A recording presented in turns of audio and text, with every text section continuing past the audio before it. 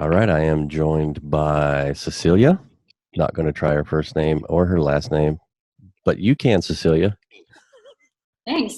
Regitse Cecilia Rosenvinge. Regitse. That was good, Yeah, right? Founder and great. creative director at Room 22 Agency, coming to us from the countryside in Denmark. How are you? I'm holding up. Thank you. I'm holding up. Yeah, it's a challenging time for most, I reckon, but it's okay. I'm just staying positive. I reckon that I hear that a lot in Texas. Denmark, that's a thing in Denmark, I reckon. Yeah, I reckon. See how similar we all are. Really, we're all united. Absolutely. Well, how has your personal experience been throughout the pandemic?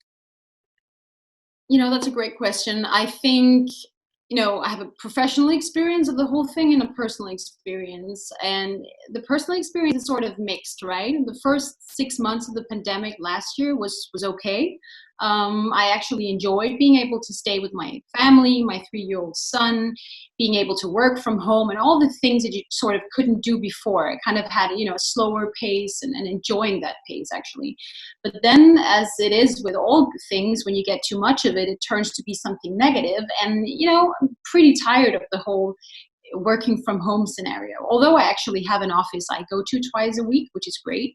But it's been very mixed, ups and downs, like most other people. For my industry, hospitality has been super tough, especially for the past 6 months. It's really starting to show what properties and what hotels will make it out of this pandemic, and what properties won't. So it's yeah, challenging times for sure.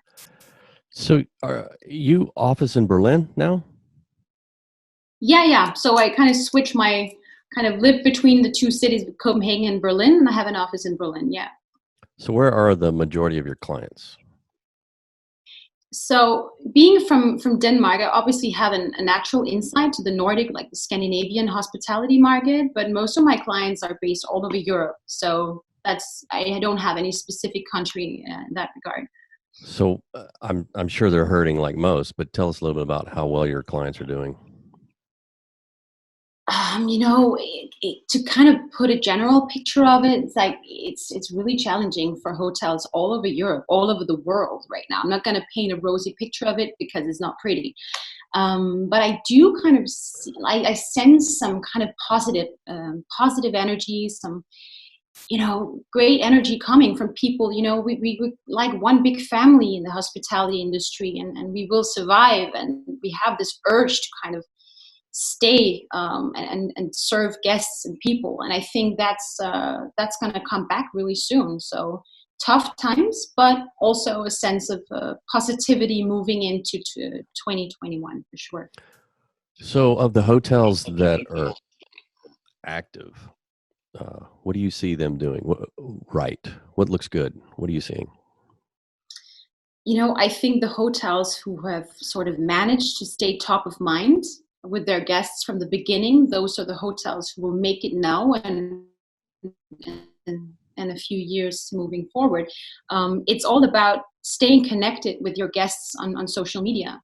And if you manage to do that, to keep producing authentic and great content on Instagram, on Facebook, wherever you are, and stay top of mind with your guests, that's really, really good. Because when we start traveling again, we will choose hotels that we feel connected to. We will reconnect with our favorite properties.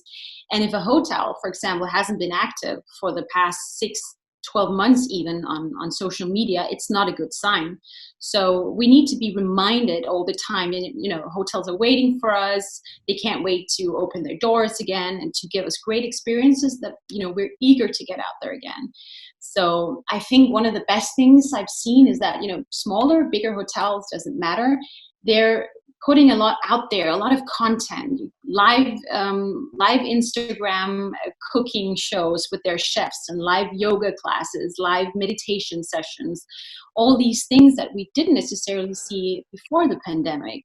So hotels had, they had to be really inventing the deep plate, so to speak, in this pandemic. And I think the trend of kind of creating communities around hotels was already emerging, but the pandemic speeded things up, definitely. So instead of just being a hotel has to create some sort of community feeling now, and provide a lot of great experiences and a lot of great things for people, instead of just being a hotel. Do you have any particular examples that you've seen that you've really liked in a marketing campaign, or there's a lot of things. I'm seeing hundreds, thousands of things on a weekly basis, but one thing that sort of comes to mind is something called Birch Community, which is like a British hotel, a community. Actually, they created a whole community, a co-working space, a communal garden, everything around this beautiful old estate in Britain. And they are really, really good at storytelling. They really tap into the concept of storytelling, and they really reach their audience on the other side of the screen. And they do that sort of, sharing bits and pieces from their everyday life. They, interview people who work there, invite people to come behind the scenes of the property. And they do excellent work with their live sessions from the kitchen, and their meditation yoga sessions and stuff like that. And that's why, I think they reach a lot of people, both men and women, older, younger. They're really good at that. So that's one example. Yeah. any advice for hoteliers as we continue through this? The vaccinations, as they're rolling out all over the world, it's going a bit slower than anticipated, unfortunately. But just keep doing great things. Keep staying authentic, putting a lot of great content out there. Staying top of mind with your audience, with your guests. Reply to their messages on social media. Post on a regular basis. Invite people to come behind closed doors, so to speak, and kind of tell people all over and over again that you are there for them, and you can't wait to welcome them back, to give them the experiences they've been kind of hungering for, like they've been wanting for such a long time now. So being authentic and being there on a regular basis, I think that's a great start. All right, Cecillie, for joining me. Thank you. You bet.